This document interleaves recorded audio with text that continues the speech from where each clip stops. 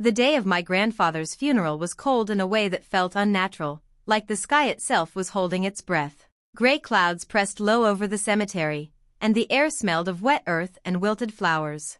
People stood in clusters, murmuring soft condolences, but my family's faces held something else entirely: impatience. Grandpa Alden Carter had been the kind of man people quietly respected. He wasn't flashy. He didn't brag. He simply lived with a steady dignity, the sort that made you feel safer just being near him. I was his granddaughter, Lena Carter, and for most of my life, Grandpa was the only person in this family who treated me like I mattered. My mother, Veronica, dabbed her eyes dramatically with a tissue, but there were no tears. Her gaze kept flicking toward the parking lot, as if she had somewhere better to be. My uncle whispered, "This is taking too long."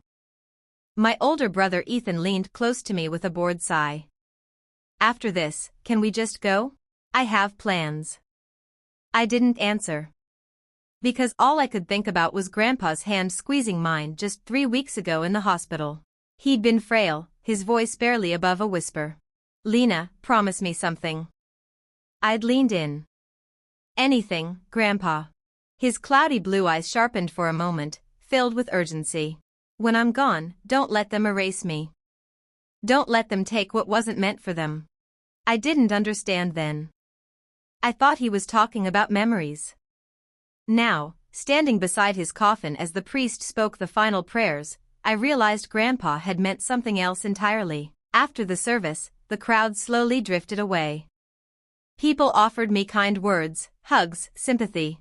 My mother waited until the last guest turned their back before her mask slipped.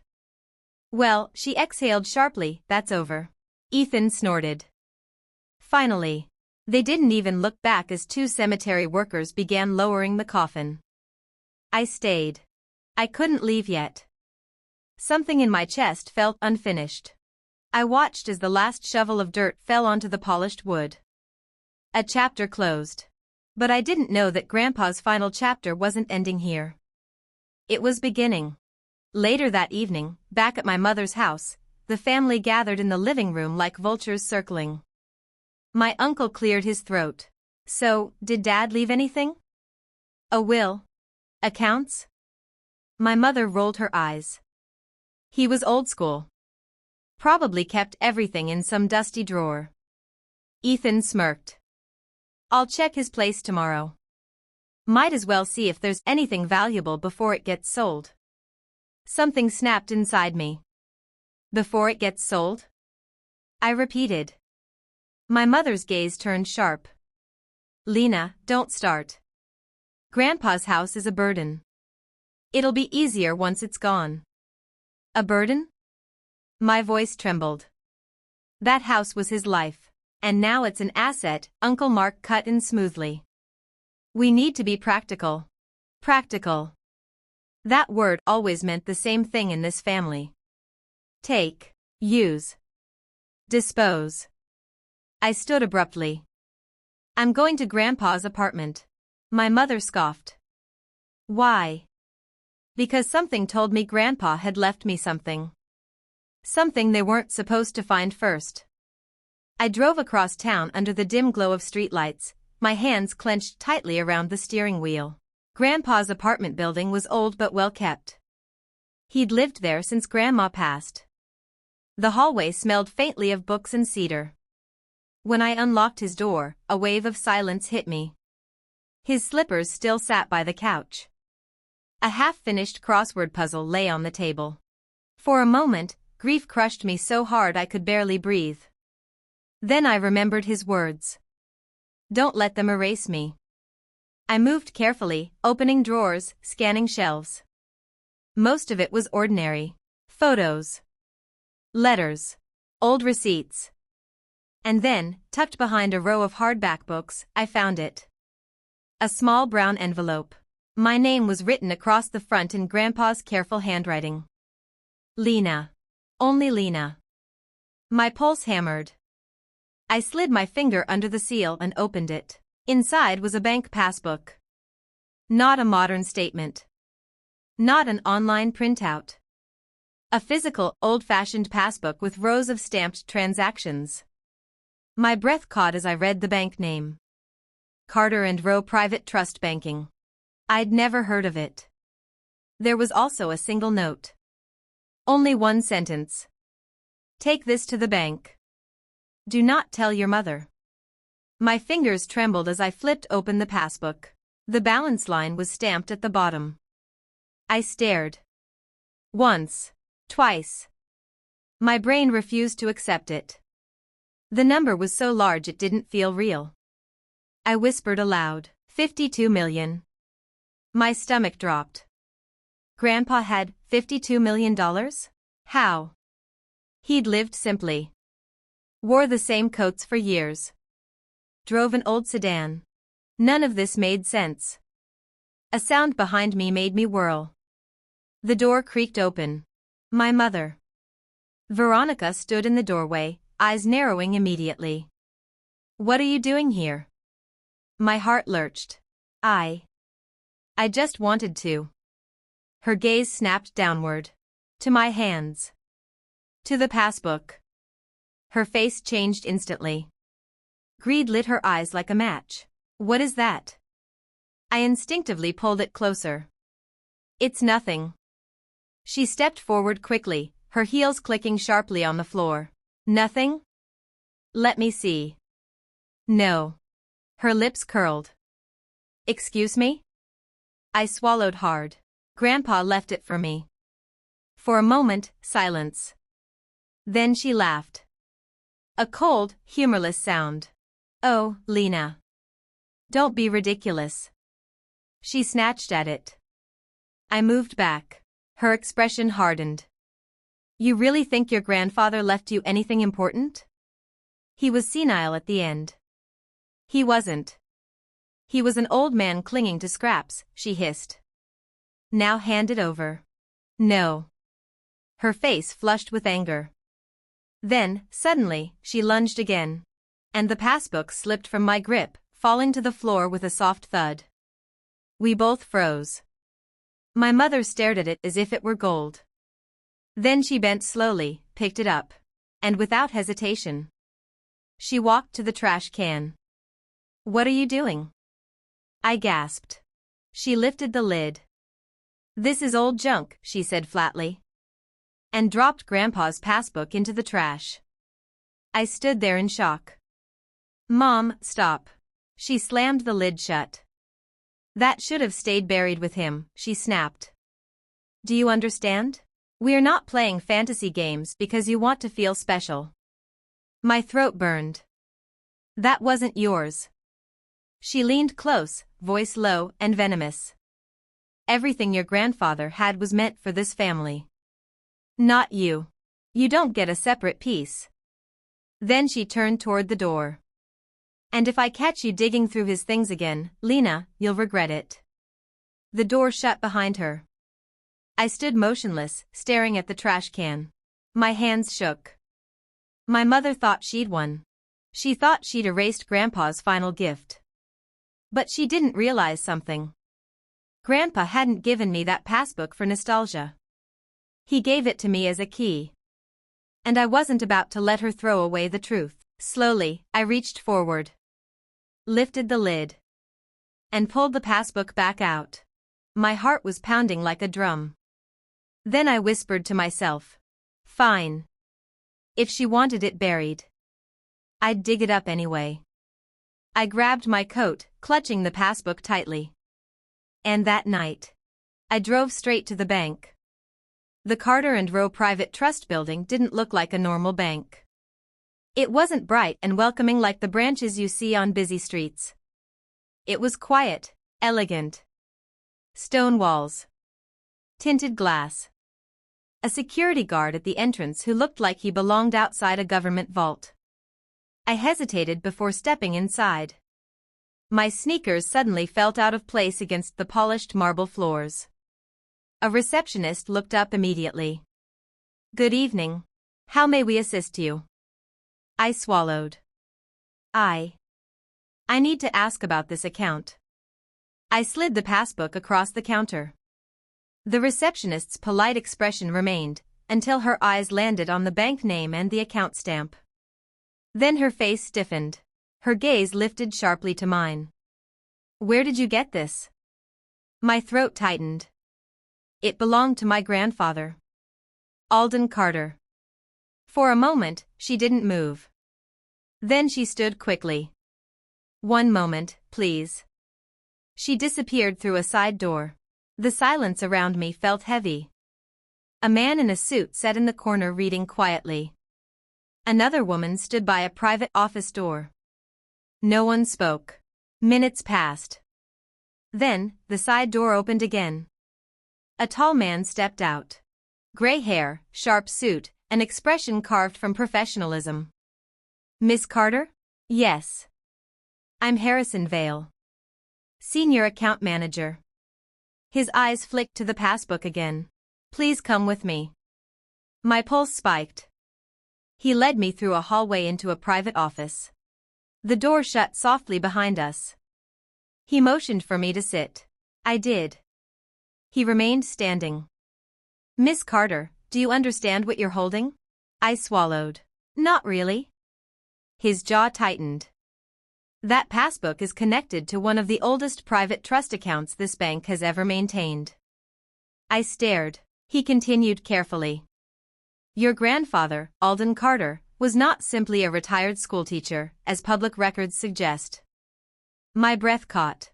He was the silent founding investor of Carter & Rowe itself. My mouth went dry. What? Harrison's eyes didn't blink. For over 40 years, he kept his wealth hidden. Untouched. Protected. I whispered, 52 million. Harrison exhaled slowly. That is only one portion. My body froze. He opened a folder on his desk. There are 3 linked accounts. Investments, holdings, and a private family trust. He slid a document toward me. The total number at the bottom made my vision blur. I couldn't even process it. It wasn't 52 million.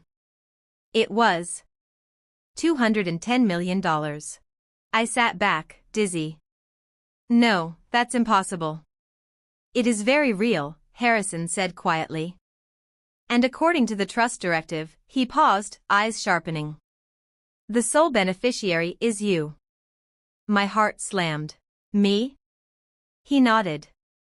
Your grandfather amended everything 6 months ago. Full transfer upon his passing. I felt tears sting my eyes. Grandpa. He knew. He knew exactly what my family was. Harrison leaned closer. However, the word cut through my shock. There is a condition. My breath held. The trust activates only if you personally claim it before any other family member attempts interference. My stomach dropped. Interference. My mother throwing it away. Ethan searching his house tomorrow. I whispered, they can't get it, can they? Harrison's voice hardened. If they try, the account locks down. Legal investigations begin. I swallowed. What do I do? Harrison slid another paper forward. You sign this tonight. The account will be secured exclusively under your control. My hand trembled as I reached for the pen. But then, the office phone rang. Harrison frowned and picked it up. Yes? A pause. Then his face changed. The color drained from his skin. His grip tightened on the receiver. Understood. He slowly lowered the phone. Then he looked directly at me. Miss Carter. My heart pounded. Yes? His voice dropped to a whisper. Someone else just called asking about Alden Carter's passbook. My stomach turned to ice. Who? Harrison's eyes darkened. Your mother. For a moment, I couldn't breathe. She called? Harrison nodded slowly, his expression tense. She demanded access. Claimed she was the rightful heir. Of course she did. My mother didn't waste time. The moment she realized Grandpa's junk might be valuable, she ran straight for it. I whispered, what happens now? Harrison stood abruptly. We proceed immediately. He pressed a button on his desk. Within seconds, 2 security guards appeared at the door. Harrison's voice was sharp. "No one enters this office without my authorization. Do you understand?" They nodded. He turned back to me, sliding the contract closer. "Miss Carter, sign. Right now." My hand shook violently. The pen felt heavy. But I signed. The moment the ink dried, Harrison exhaled. "It's done." I looked up. "Done." He nodded. "The trust is now active. No one, including your mother, can touch it." Relief crashed over me so hard I almost sobbed. But it lasted only seconds. Because the office door suddenly rattled. A voice shrieked from outside. "Open this door." My mother. Harrison's face went cold. "She's here." My blood ran ice. The guards stiffened. Veronica's voice rose again, furious. "I know she's in there. That money is mine." I stood slowly, heart pounding. Harrison spoke calmly. "Ma'am, this is a private banking facility. You are trespassing." "Trespassing?" she screamed. "That account belongs to my father." Harrison's voice sharpened. "Correction. It belonged to Alden Carter. Now it belongs to Lena Carter." Silence. Then. A sound like an animal growl. My mother's voice turned dangerously quiet. "What did you say?" Harrison didn't flinch. "The beneficiary is legally confirmed. Miss Carter has claimed the trust." The door slammed violently. "You little." Her words became incoherent rage. I felt my knees tremble. This was the real Veronica. Not the grieving daughter. Not the polite suburban mother. This was greed, raw and screaming. Harrison leaned toward the guards. "Call the police." One guard immediately stepped away, speaking into his radio. My heart stuttered. "The police?" I whispered. Harrison nodded grimly. "She is attempting financial coercion inside a protected institution. This is serious." Outside, my mother's shrieks echoed. Ethan's voice joined in. "Mom. What is going on?" "My brother. He came too." My stomach twisted. Then my uncle's voice. "Open up. We demand an explanation." They were all here. The vultures. Harrison turned to me. "Stay seated. Do not engage." But it was too late. The door suddenly burst open. Not because they forced it.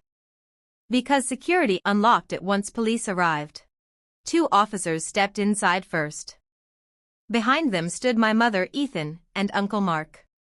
Veronica's eyes locked onto me like a predator. Her hair was disheveled. Her face flushed. She pointed directly at me.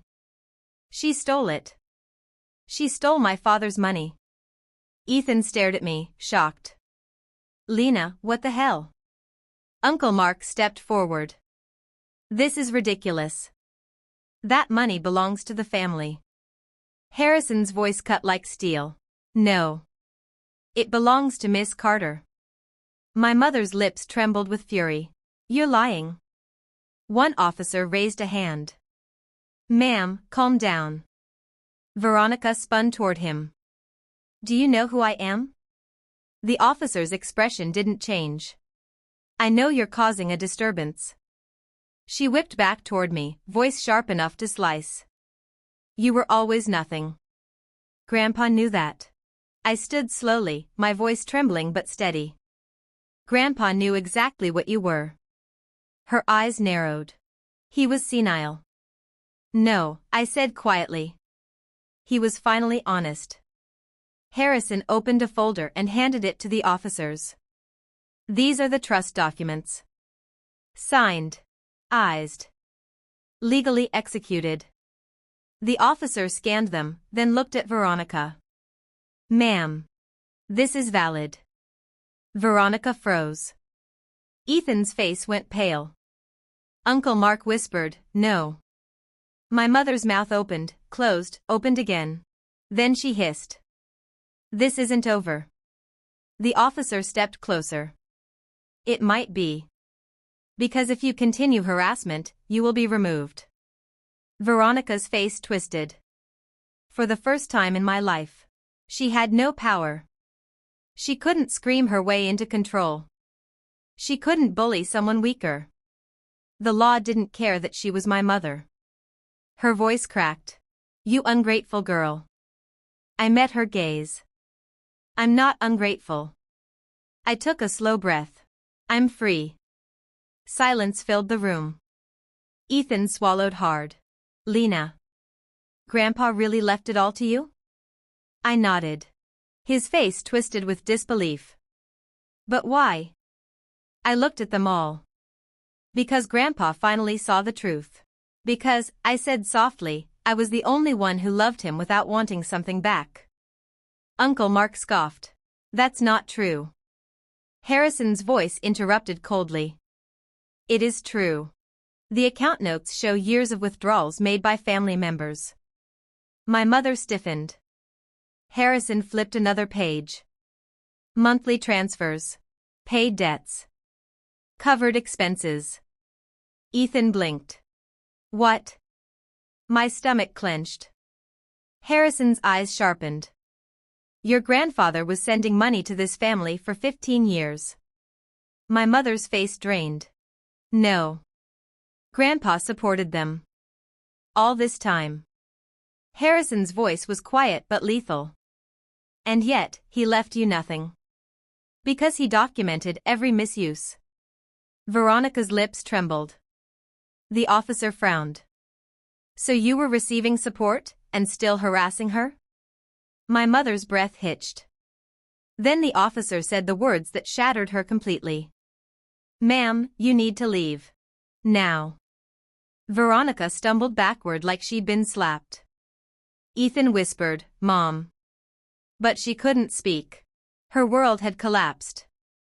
Because Grandpa's final revenge wasn't against strangers. It was against his own blood. And he chose me to hold the match. As security escorted them out, my mother turned one last time. Her eyes weren't angry anymore. They were terrified. Because she finally understood. Grandpa wasn't buried with his secrets. He handed them to me. And now. Everything had changed.